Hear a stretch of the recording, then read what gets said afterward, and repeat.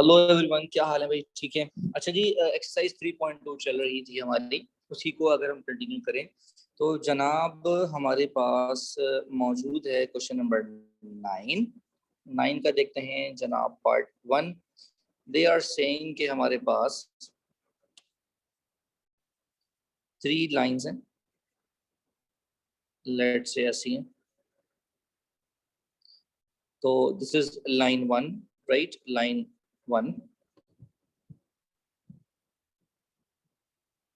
This is line 2 and this is line 3. So obviously this is A point, this is B point and this is C point. And हमें line 1 की equation given है part 1 में, y is equals to 0. line 2 given है जनाब, y is equals to 2x. और जनाब line 3 हमें given है y is equals to 6x plus 5. अब हमसे मांग रहे हैं एरिया ऑफ ट्राइंगल। तो अब एरिया ऑफ ट्राइंगल का हमें फॉर्मूला पता है जनाब, ये होता है half x1 y1 1 x2 y2 1 x3 y3 1। अब जनाब इसके लिए अगर मैं यहाँ पर फॉर्मूला लगाऊं एरिया ऑफ ट्राइंगल का, तो मुझे तो कोऑर्डिनेट्स चाहिए। यहाँ तो नहीं है मेरे पास कोऑर्डिनेट्स, तो इसका मतलब पहले मुझे कोऑर्डिनेट्स चाहिए होंगे। तो जनाब दो लाइनों का इंटरसेक्शन पॉइंट कैसे आता है साइमल्टेनियसली सॉल्व करके? तो मैं ये बात यहाँ मेंशन कर सकता हूँ कि अगर मुझे ए पॉइंट निकालना है तो मैं यहाँ पर सॉल्व करूँ equations of L1 and L3, क्योंकि जनाब L1 और L3 इंटरसेक्ट कर रही हैं ए पॉइंट पे, तो इनके इंटरसेक्शन पॉइंट से मुझे मिलेगा ए पॉइंट। तो जनाब अगर मैं L1 की इक्वेशन देखूं तो y इज इक्वल टू 0 है।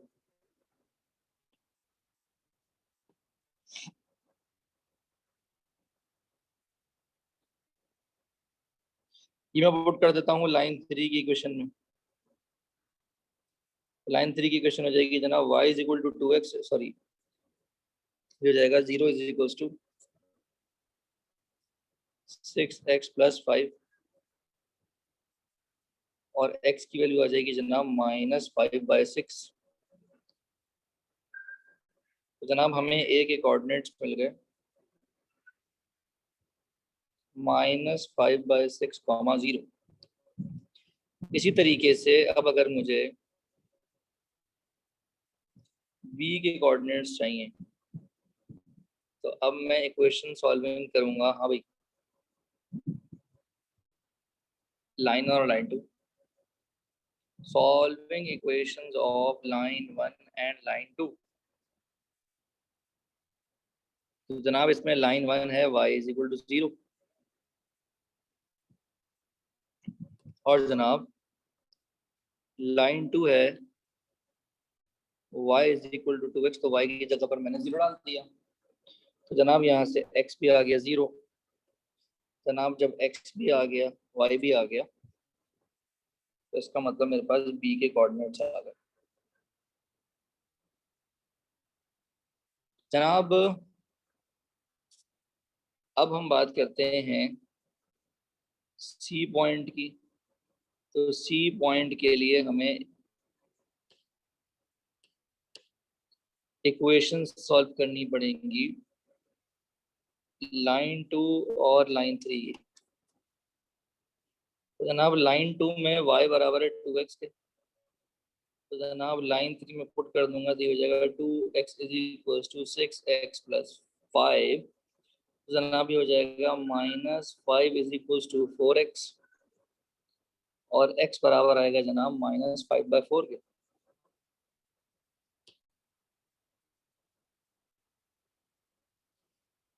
तो अगर ये वापस मैं लाइन 2 में पुट करूं तो ये था जनाब y is equal to 2 into X की वैल्यू है -5/4।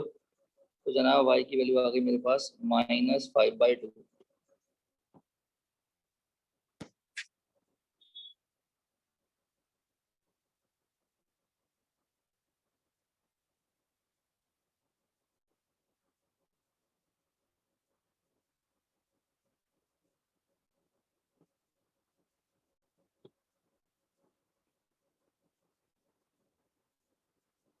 तो जनाब मेरे पास कोऑर्डिनेट्स आ गए थे यहाँ पर बी के, जो के थे 0,0, और जनाब सी के कोऑर्डिनेट्स आ गए हैं मेरे पास -5/4, -5/2। फिर जनाब, तो जनाब अब हमारे पास एरिया का फॉर्मूला मौजूद है, और अगर हम चाहें तो इसके अंदर हम वैल्यूज पुट कर सकते हैं। तो जनाब जब हम वैल्यूज पुट करेंगे तो ये हो जाएगा, पहला कोऑर्डिनेट है -5/6 और 0, फिर है जनाब 0, 0, फिर है जनाब -5/4 और -5/2, और जनाब ये आ गया 1, 1, 1। जनाब डिटर्मिनेंट खोल लीजिए, हमारे बच्चों को डिटर्मिनेंट खोलना तो आता ही होगा, तो यहाँ से बड़े आराम से आंसर आ जाएगा। ये आएगा जनाब 25/24, और साथ में हम लिखेंगे यूनिट स्क्वायर, क्योंकि एरिया है और एरिया में हमें यूनिट स्क्वायर लिखना पड़ता है।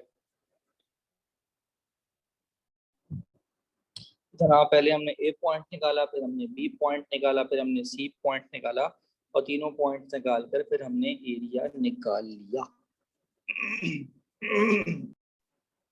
जनाब क्वेश्चन नंबर 10 को देखते हैं। क्वेश्चन नंबर 10 में हमसे कह रहे हैं कि इसी तरीके से 3 लाइंस हैं, ठीक है जी।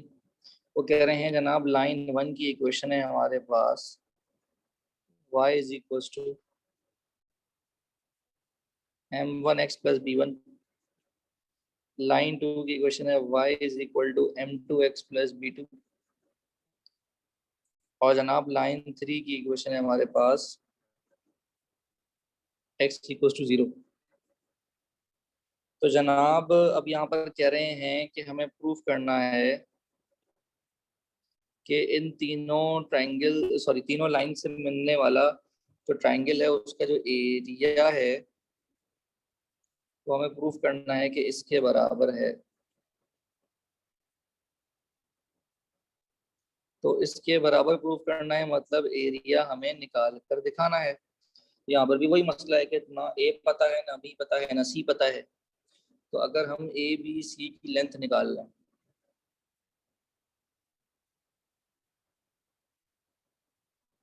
तो ए बी सी की लेंथ नहीं, सॉरी गलत बोल दिया मैंने, ए बी सी के वर्टिसेस निकालने हैं। तो जनाब अगर हमें ए के वर्टिसेस निकालने हैं तो हमें इक्वेशन सॉल्विंग करनी पड़ेगी लाइन 1 और लाइन 3 की, जिसमें हमारे पास सबसे पहले लाइन 3 मौजूद है कि भाई x जो है वो 0 के बराबर है। तो लगे हाथों ये वैल्यू तो आ गई मेरे पास। अब जनाब यही मैं लाइन 1 में पुट कर देता हूँ। ये हो गया y = m1x + b1। तो ये हो गया y = b1। y की जो भी वैल्यू आई है मेरे पास, a के कोऑर्डिनेट्स आ गए जनाब 0, b1। जनाब जिस तरीके से हमने a हासिल किया, बिल्कुल वैसे ही अब हम हासिल करेंगे b। तो जनाब उसके लिए हम क्या करेंगे कि जनाब हमारे पास जो लाइन 1 की इक्वेशन है हम माइनस कर देंगे लाइन 2 की इक्वेशन। जनाब y में से y माइनस हो जाएगा, लेफ्ट साइड पे 0 बचेगा। m1x में से माइनस हो जाएगा m2x, और b1 में से माइनस हो जाएगा b2। तो अगर मैं लेफ्ट साइड पे ले जाऊँ तो इसको हो जाएगा b2 - b1, और जनाब यहाँ पर x कॉमन है तो ये हो जाएगा m1 - m2। तो जनाब x के कोऑर्डिनेट्स आ गए b2 - b1 upon m1 - m2। तो जनाब ये तो आ गया x का कोऑर्डिनेट, x कोऑर्डिनेट आ गया।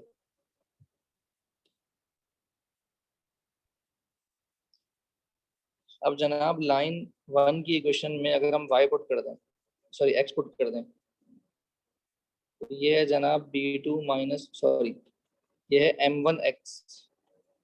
तो m1 इंटू एक्स की वैल्यू और प्लस करेंगे हम B1, तो जनाब ये M1 पहले दोनों से मल्टीप्लाई हो जाएगा, तो ये हो जाएगा B। चलें, इसको पहले हम ब्रैकेट के साथ ही लिख देते हैं और साथ ही साथ हम एलसीएम लेंगे, तो ये B1 इन दोनों से मल्टीप्लाई हो जाएगा।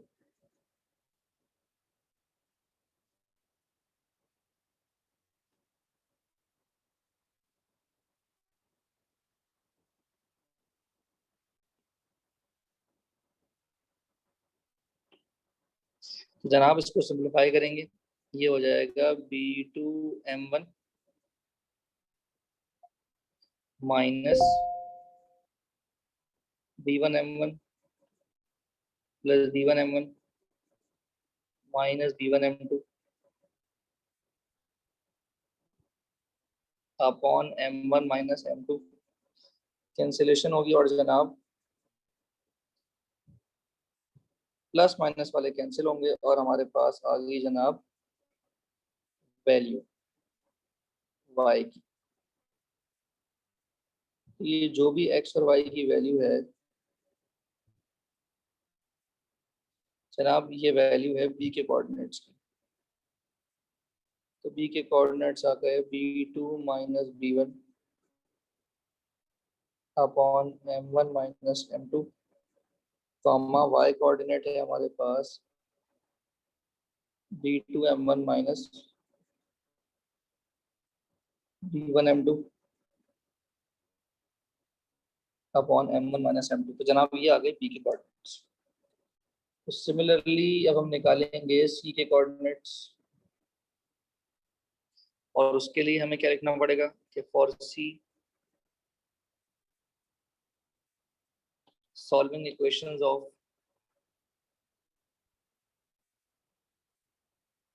L2 and L3। तो जनाब जिसमें L3 हमारे पास ये है, ये पूरी सेम ही चीज है।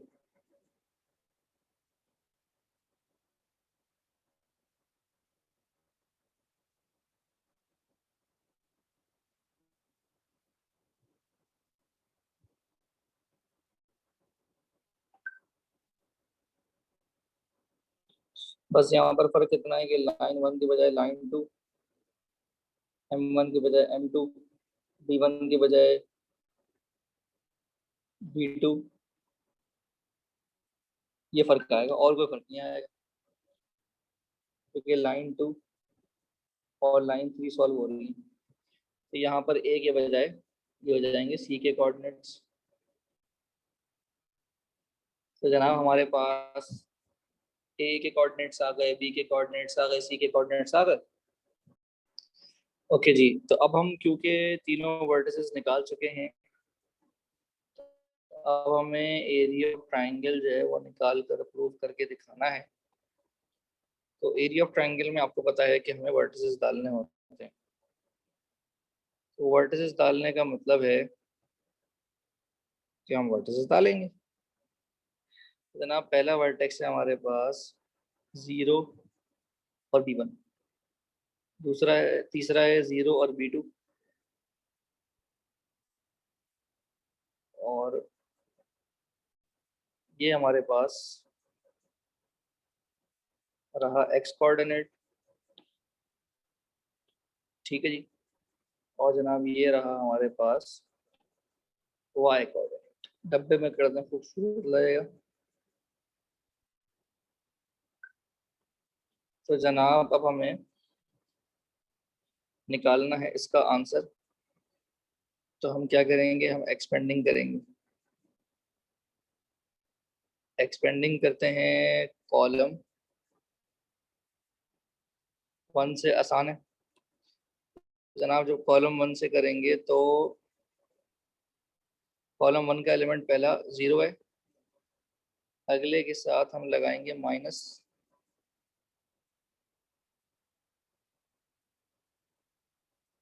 ठीक है जी, और उसके हम रॉ कॉलम को छोड़ेंगे तो ये बचेगा, ये बचेगा, ये बचेगा, ये बचेगा। ठीक है जनाब।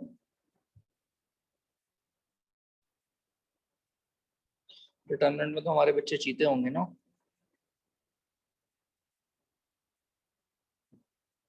तो जनाब अगला 0 है, कॉलम 1 का मतलब है इसकी बात हो रही है। ठीक है जी। तो उसके बाद हम क्या करते हैं, ये माइनस बाहर रहेगा, माइनस बाहर ना रखें, इस माइनस को अंदर रखकर मल्टीप्लाई करा दें, तो हो जाएगा b1 माइनस b2। और जनाब ये सॉल्व हो जाएगा ऐसे, तो ये भी आएगा b1 minus b2। b1 minus b2 अगर 2 मरतबा आ गया है तो जनाब वही हुआ जो हमें प्रूव करना था, कि जनाब ये आ जाएगा b1 माइनस b2, 2 दफ़ा है तो होल स्क्वायर लगा दें, और अपॉन में है m1 माइनस m2। तो जनाब यही प्रूफ करना था, वो हमने प्रूफ कर दिखाया। तो आप लिख सकते हैं अब खुले दिल से, हेंस प्रूफ्ड। जनाब आगे चलते हैं, क्वेश्चन में हमारे पास हम बात कर रहे हैं क्वेश्चन नंबर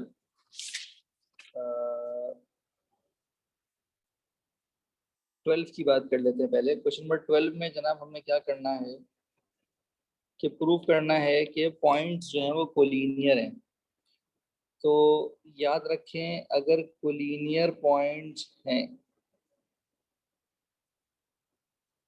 तो ट्राइंगल बनेगा ही नहीं, और अगर नहीं बनेगा तो एरिया ऑफ ट्राइंगल जो है वो 0 के बराबर आएगा। क्या ये बात समझ आ गई जनाब?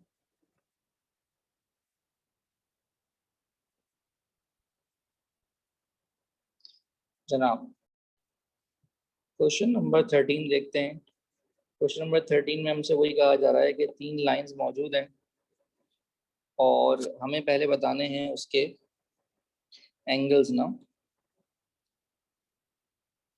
तो अगर हम एंगल्स की बात करें तो आपको स्लोप निकालने की जरूरत पड़ेगी। तो जनाब हमारे पास इक्वेशंस गिवन है। जनाब लाइन 1 की इक्वेशन हमें गिवन है क्वेश्चन में, x plus Y minus 5 is equal to 0। Line 2 की इक्वेशन हमें गिवन है, x minus Y plus 1 is equal to 0। और जनाब हमें लाइन 3 की इक्वेशन गिवन है, y is equal to 1।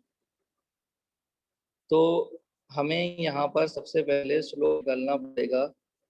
m का फॉर्मूला होता है minus a upon B.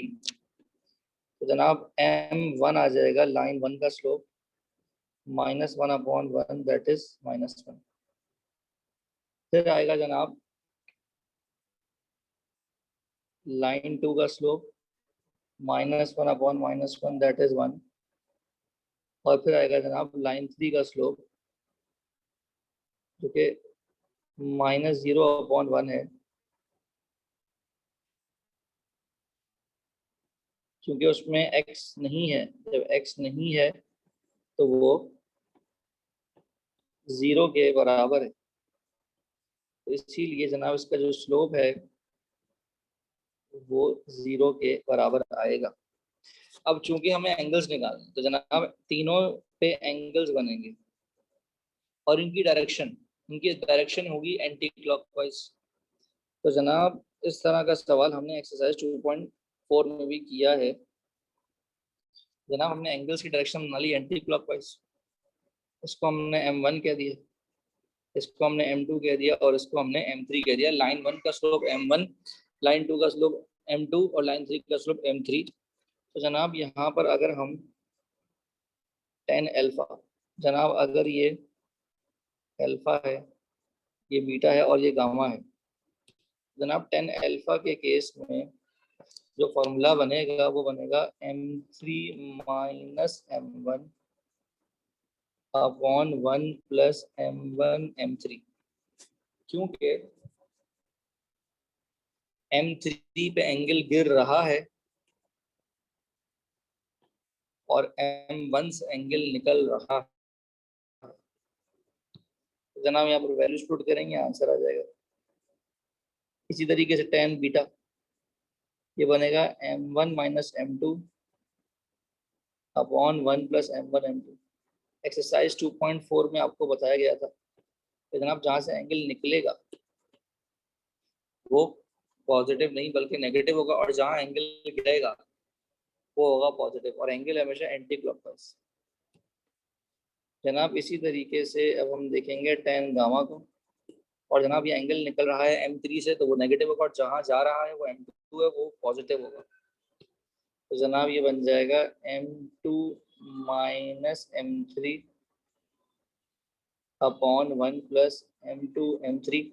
Just आपने यहाँ पर वैल्यूज पुट करनी है, और वैल्यूज पुट कर दें उसके बाद टेंजेंट इनवर्स कर दें तो आपके पास अल्फा बीटा गामा के आंसर्स आ जाएंगे।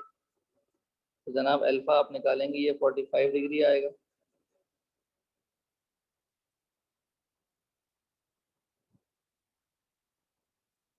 जनाब आप बीटा निकालेंगे तो ये 90 डिग्री आएगा, और जनाब आप गामा निकालेंगे तो ये भी 45 डिग्री आएगा।